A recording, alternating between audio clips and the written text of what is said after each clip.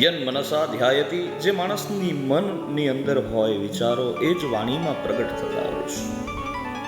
અમારા ભગવદી પ્રફુલભાઈએ જેમની વાણી દ્વારા એમનો પરિચય આપ્યો, અને આમ તો લોક પ્રતિનિધિ આવા હોવા જોઈએ.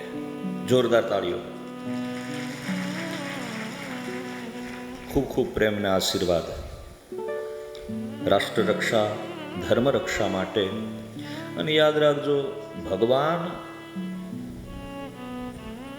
ના બતાવેલા ધર્મના નિયમ પ્રમાણે ગાય અને બ્રાહ્મણની જે રક્ષા કરે ને, ભગવાન પોતે એમ કે હું એની અંદર હમાયેલો છું, આવું સમજવું. વારંવાર ભગવાને અવતાર, એના આવેશ અવતારો, મારી પાસે પ્રકારો છે અવતારોના. અંશાવતાર હોય, કલાવતાર હોય, આવેશ અવતાર હોય.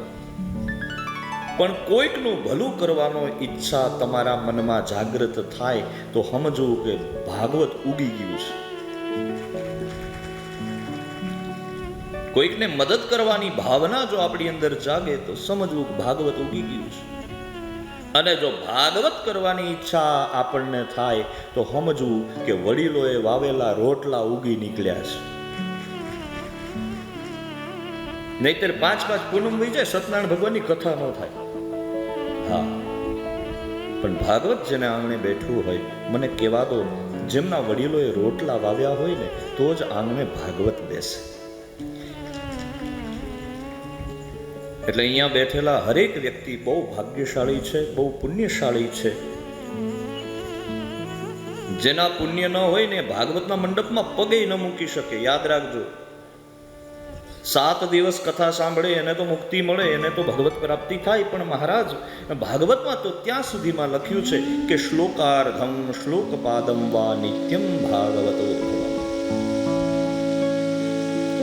કોઈ માણસ 7 દિવસ કથા ન સાંભળે, 6 દિવસ સાંભળે, 6 દિવસ સમય ન મળે, 5 દિવસ સાંભળે, 5 દિવસ સમય ન મળે, 4 નહીં, 2 નહીં, 1 નહીં, અડધો,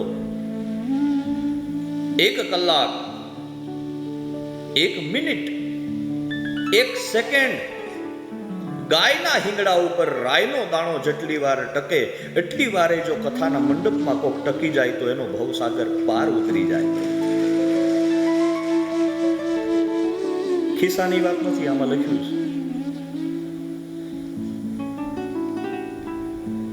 તાર જોડાઈ જાય.